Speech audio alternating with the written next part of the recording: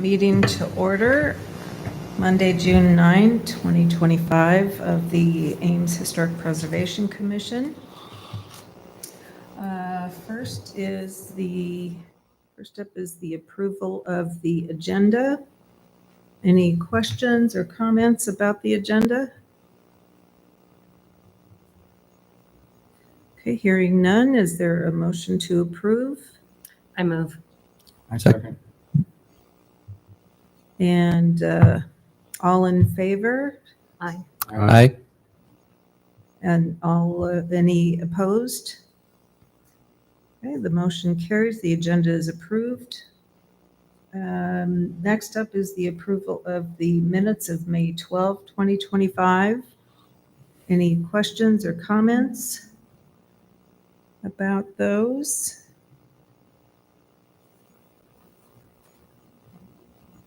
Any corrections? Those were long minutes. Nice job, Laura. Okay. Is there a motion to approve the minutes? Yeah, I'll motion to approve the minutes. All right. Any second? Second. All in favor, say aye. Aye. Aye. Okay, carries unanimously. The minutes are approved. There is an opportunity now for public forum comments.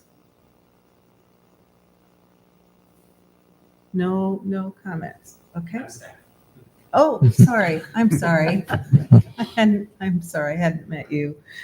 All right. There's no public members of the public here, so we'll move on to the next item, which is consideration of changes to the accessory dwelling unit regulations in Chapter 13 for rental housing, Chapter 29 zoning, and Chapter 31 historic preservation districts.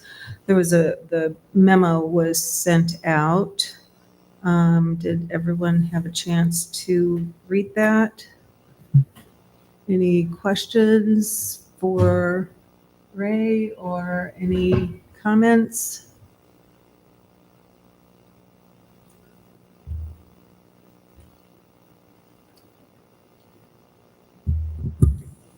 Benjamin will be doing the presentation for the report.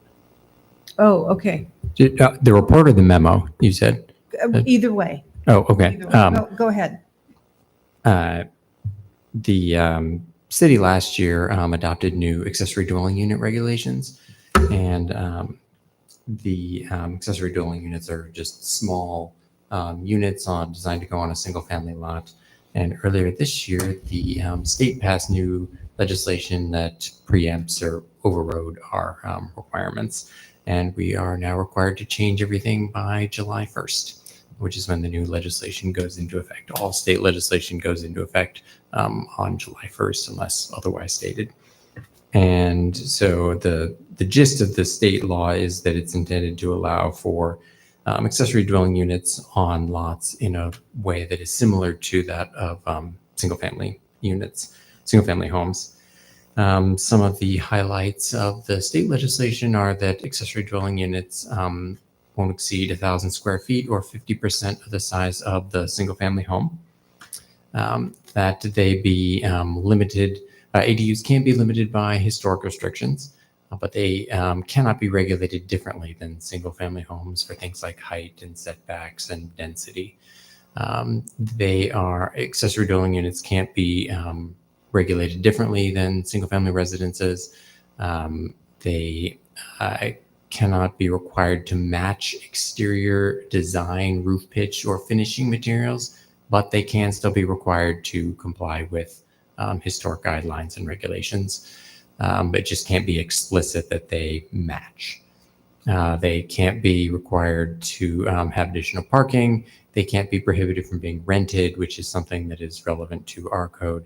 And there can't be restrictions on ownership or relationships. That's something that some cities do, is you require the resident of, say, the accessory dwelling unit be related in some way to the resident of the single family home, or restricted by age in any way. Council gave direction to May I ask a staff. question? Yeah. Is there a minimum size? There is not a minimum size, no. Okay, thanks. Currently, the code restricts it to a maximum size of 900 square feet. I'm sorry, you said current code restricts it to a minimum size or maximum? Sorry, maximum size of 900 So square now feet. it's 1,000.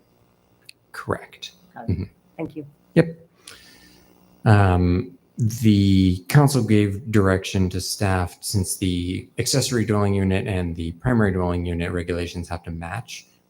Currently, under our code, if an accessory dwelling unit, the requirements for ADUs match that for any accessory structure. So if it's in the rear yard and it's 1 story, it actually has significantly reduced setbacks. So it's 3 feet on the side and rear. But since the state law requires it all to be treated the same, it's all going to be treated the same. So the setbacks actually will increase pretty significantly in the for accessory dwelling units. They'll have to match that for the primary dwelling unit, which is 20 feet in the rear. And then depending on the height of the building is what determines the side setback. So it's 6 or 8 or maybe even 10 feet, depending on the specific structure. Can you go to the next slide, Ray? Just hit the over key. There we go. Thanks. So this is just a summary of some of the changes that we are proposing in order to be in line with state code, changing the setbacks that I just mentioned, changing the maximum size, removing, we currently require that you can only rent out an ADU if the property owner lives on the property. We won't be able to do that anymore. We require 1 on-site parking space. We have to remove that requirement, clarifying that we only require accessory dwelling, or only allow ADUs on a site with a single family home. We will now have to allow them on a property with a duplex. And then clarifying, we've got some requirements regarding rear yard lot coverage that we felt were going to get really complicated really quickly. And so just exempting the ADUs from the rear yard coverage limitation for simplicity's sake. So for the historic preservation overlay, this shouldn't, we don't foresee this materially impacting what you all do, but it obviously does. You may see some of these ADUs come forward for your review. They would still need to come for design review and for all the normal review for any addition or for a standalone structure. The state legislation says that we have to allow ADUs either separately, either detached or attached. So attached would be reviewed by you all as you would review any new addition to a contributing historic resource, and then the detached would be reviewed in the same way that we would review a new structure in the historic district. Ask a question. Yeah. In Old Town, there are several apartment buildings that were grandfathered in before the historic district and the single family overlay were applied, which happened at different times, but there's some which are in this thing. So if it were a lot that had like a modern, if you will, non-historic apartment building on it, and they wanted to put an ADU on it, I'm assuming even though it's in the single family overlay, it would be allowed. Is that correct? It actually wouldn't be allowed on a lot with an apartment building. So if it was on a duplex, it'd be okay. But if it had an apartment building, it would not be allowed. Correct. And if it were a duplex that did not currently meet historic preservation requirements, the ADU would, in terms of appearance. If that's what is that what the historic code currently allows, Chapter 31? If a new structure is required to meet the code, even if the primary dwelling unit didn't, if you were. That's a good question, because it would be a non-contributing, you're saying it's a non-contributing structure? Yeah, and if an ADU was built, would they have to meet the guidelines? Yeah. That's a good question. I might have to look into that a little more. Yeah, we can, and we are racing to change the code because we have to come into compliance. We have 2 months to do this. That is not very much time. And so if we need to come back and clarify some of these with you all, we are not currently proposing any changes to Chapter 31. If we need to at some point in the future, we can absolutely do that, and we can come back and clarify those things further. Thank you. Just a couple of questions. So the size of the ADU is based on the setbacks and the maximum rather than in proportion to the lot size? Is there any So the si- limitation based on lot size other than setbacks? So the base zoning districts that are covered by, say, the Old Town Historic District, there are limitations on the amount of building coverage, and those would still apply. So because they're the same for the primary dwelling unit and the accessory dwelling unit. Okay, so that could limit the 1,000 feet then, square feet. Correct. Yeah. All the other restrictions. Yeah. If it's a large house and it has a large footprint on the lot, then that will functionally limit the size of an ADU on the lot. Any idea how many ADUs there are in town? I don't know that we have permitted any at this point. I know that I've had inquiries about them. I know in one case, someone was interested in doing it, but they weren't planning to live on the property. So therefore they were prohibited from doing it because you had to live there before you could. They actually could have built one. They just couldn't have rented it out. And this would allow that now. Realistically, I don't know how many we'll see even after this new legislation, but to my knowledge, we have not had anyone actually build one. I know that I've talked to several people about building one, but I don't think any has actually been occupied. Any other questions or comments? So, without renting restrictions, an ADU could be used as an Airbnb exclusively. Yes. Yeah, there are lots of houses that have the same situation. Hmm. So you could now get a duplex with an ADU and have three different rentals on the same property. That is correct. Yes. And we do currently restrict ADUs to 1 bedroom, and we are not proposing to change that. The state law did not say that we had to change that, and so we are keeping that the same. So we have to change the minimums, the square footage, but we are continuing with the cap on the number of bedrooms. If it's a 2-story ADU, Mhm. 1,000 square feet could be two 1,000 square feet units. No, it could only be like 500 over 500. Got it. Thanks. Mhm.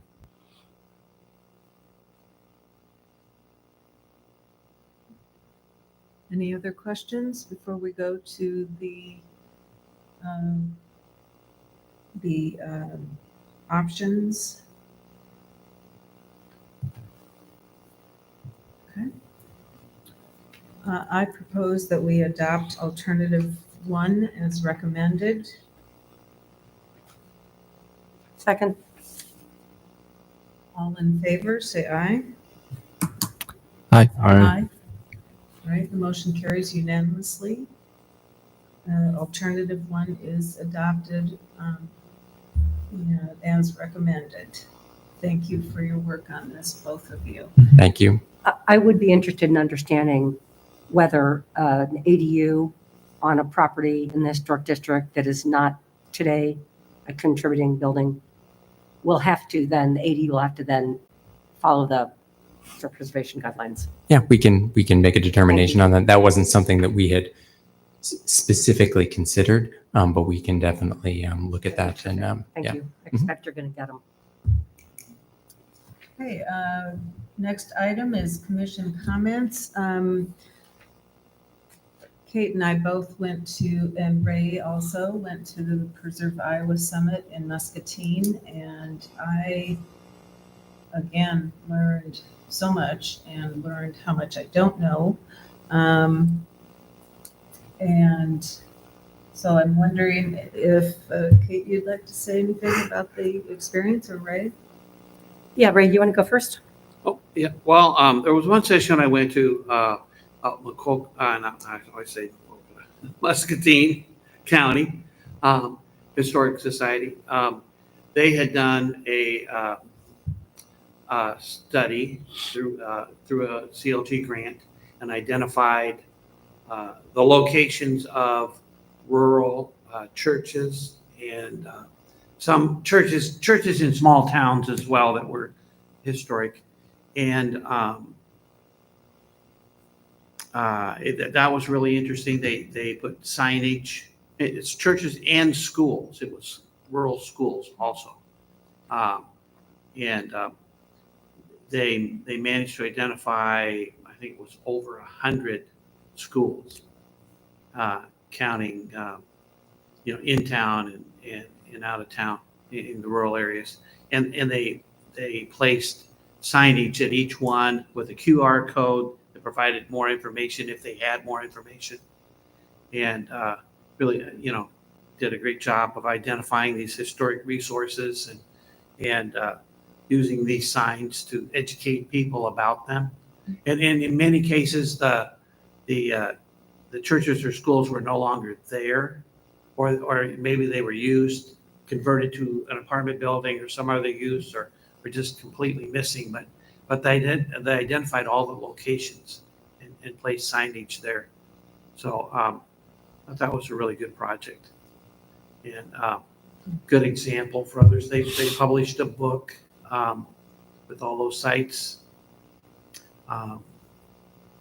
And so I thought that was, a good use of the CLG grant, and they did an extensive survey and really identified a lot of resources that people would have no idea. I mean, they even said that people that had lived there their whole lives had no idea that site used to be the site of a school or a rural church. That's one thing that I was kind of amazed by, is how many grants are available for doing projects like this, and even grants for getting someone to help a CLG figure out what they want to do and their priorities and how they want to plan. And I'm thinking maybe something like that would be good for us to explore, so we can kind of get a better idea of a direction we want to go and what we would like to do, and maybe apply for additional grants to follow through on a project like that. That there was a speaker, I didn't hear her, but I saw her and I talked to somebody who listened to it. The last name I think is Archambault or Archambault.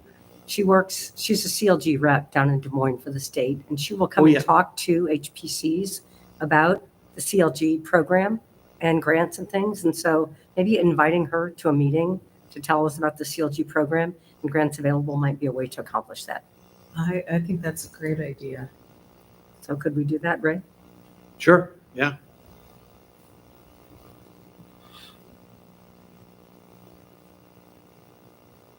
And would this be at a meeting or a separate? I don't know, might be dependent upon her schedule. Mhm. Who knows what she could do.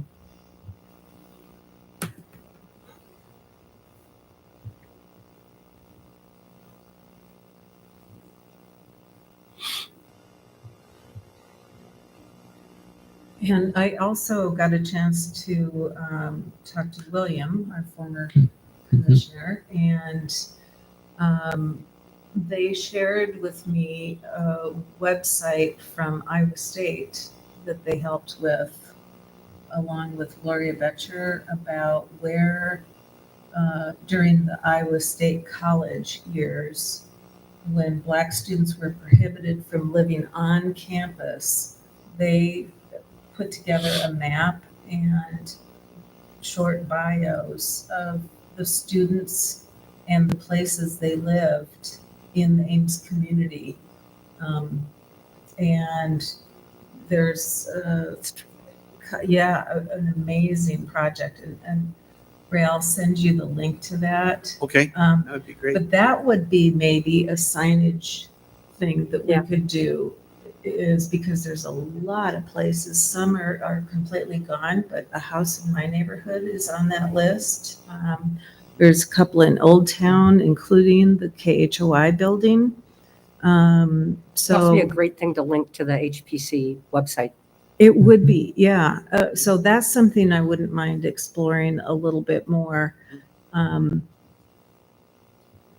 But that was, yeah, that was a great opportunity. Anything else you want to say? Yeah, I would say two things. One, I toured the old McKee Button Factory, which now Kent Feed and Grain is moving into.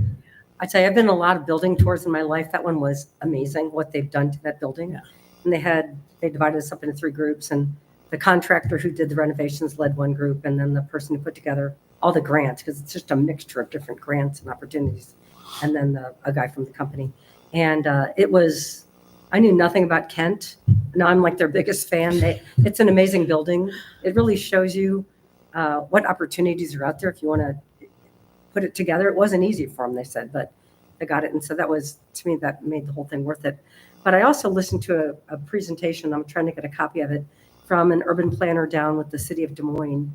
And she was talking about how they've done different things to get non-traditional input and feedback into planning and surveys they're doing for different reports and plans they put together. And I thought it was very interesting, the ideas that they've tried and the things that have been successful and not successful. So as I said, I'm trying to get a copy of their presentation, and if I can get it, I'll share it with y'all at the next meeting and the meeting after that, because as you know, if we're going to ever do anything with surveys or anything, or even if the city is planning to upgrade the code and things like that, trying to get input from parts of the community that normally don't care and don't provide input might be useful. And this was really kind of stunning, the things that they tried and what they did. So I'll share that if I can get it. That's all I've got. And anyone who hasn't gone yet, I would really urge you to put it on your calendar for next year, because it is well worth the effort. Even if you can only go for one day. Yeah, it's worth it. even if it's just Yeah. a day or something, there's amazing resources there that I just never knew about Yeah. before. So, Ray, anything else you'd like to add about? Well, I went to another presentation about renovating some apartment buildings in Des Moines. A couple architects from this firm that did the work, that designed it, and then they worked with multiple contractors that actually do the work.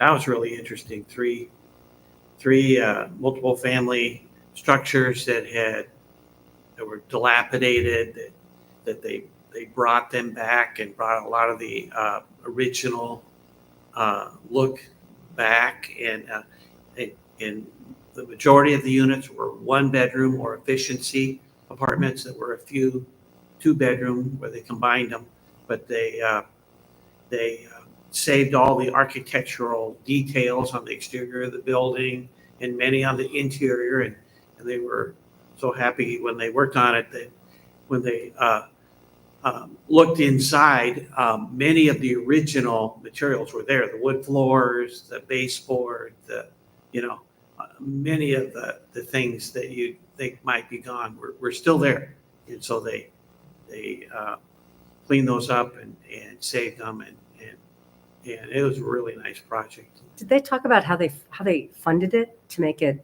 cost effective? I'll have to look back at my notes and see.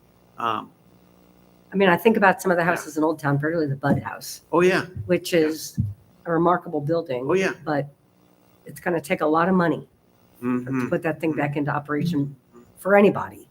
Yes. And I'm just trying to figure out ways that whether we can help that building get Yes. repurposed Yeah. Mhm. for somebody. These were on Grand, and the properties ran between Grand and Ingersoll. Mm. And they add some parking, and they add some landscaping, and boy, they made them very desirable units to live in, and they were in demand once they were available. Excellent. Okay, anything else? Any additional commission comments? Questions? I was, this is a different topic. Mhm. I was kind of surprised when I got the letter from Kelly. It is what it is. This I think is a done issue, but the tone of it to me didn't seem like an organization that really understood that we were trying to get a better relationship with them. And I was surprised by that. Did anybody else have that same reaction? Well, I think our initial goal was to just simply improve the lines of communication so that we can learn too about what's going on and learn from how things are done, so that it doesn't feel so separate. But I guess I was confused where on one paragraph you said, I'm happy to have the staff provide a monthly list of administrative approval applications that we've received, which I guess I thought we were saying was required, but okay, if he's happy to do it, that's great.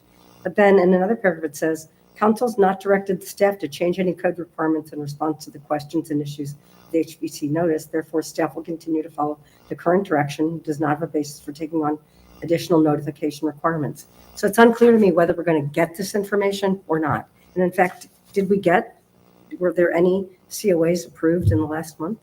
There were not. Oh, Thank you. So I was a little confused by this. It's not clear to me what we're going to get or not get. I'm confused too. I mean, I think he might have been saying, yes, we'll do it, just ask the commission to tell us to do it, and then we'll do it. Oh, That was kind of the impression, that we only do what the council, what the council, city council tells us to do. okay. But with this new website, they're going to have a new website. I don't know why they couldn't just routinely put a list of COAs granted on their new website. do you know, Ray, do you know if that's the plan, is to, on the website, to create a place for that information? There's some on there already. Okay. Yeah, some applications for annexation and rezoning. And so if you're interested in finding out more about that, you kind of track it on the website. Are they all on there or only some? And if it's only some, how is it decided which some to put up? Yeah, we're just getting started now, so I'm sure there will be more. Will there be There's a all? few up there now. Eventually, you're going to go to all? I don't know. I'm not sure. There's I don't know if every application will be up there, but certainly all the major ones. But I can't say that they'll all be up there. And I don't know that decision has been made yet. Do you know, Benjamin? I'm sure we weren't told. Was that something the city council would have to approve then? Is it what they put on their website? Well, no, I don't think the city council would, but our department's working with the city manager on including these things on our website. We've never had them on there before, but we're trying to provide more information to the public about those projects. So we get a lot of applications on a variety of topics, so So I guess maybe I'd be interested in understanding which ones are you going to post and which ones are you not going to post? yeah, that And- I don't know. So could we find that out for next meeting? And I'll ask. is it the intent, and do we need to ask the council to find out about all the COAs in historic areas that are approved? Or are you going to provide those every month? Well, I'll provide a list of all the certificates of appropriateness that we approve as staff. Thank you. Any additional comments, questions? Nope. All right. Ray, any additional comments or questions? Well, on the survey for the Chautauqua Park Ridgewood subdivision neighborhood, our consultant has submitted the third revision to the National Register nomination. And I did talk with the staff person from the state at the summit. And all the major issues have been resolved. She said there are just a few minor things to change now. And we anticipate that it will be on the State Nominations Review Committee meeting agenda in October. That's the next one after the one they have this month. So should have that wrapped up by the end of the year. That's great. And then it would go to the National It goes Park to the Service. National Park Service. And then I was talking to someone at the summit, and they said that once the Park Service gets it, they'll usually have a decision within 3 months, which sounded really fast to That's me. amazing. It's, Yeah. yeah, there's a lot of changes. Doge got into the Federal Park government, I don't know if it'll go that fast or not. but Yeah, right, yeah. Yeah, we'll see. Great. And the house in the neighborhood that housed Black students during the Iowa State College days, is that something that we should try to add or not?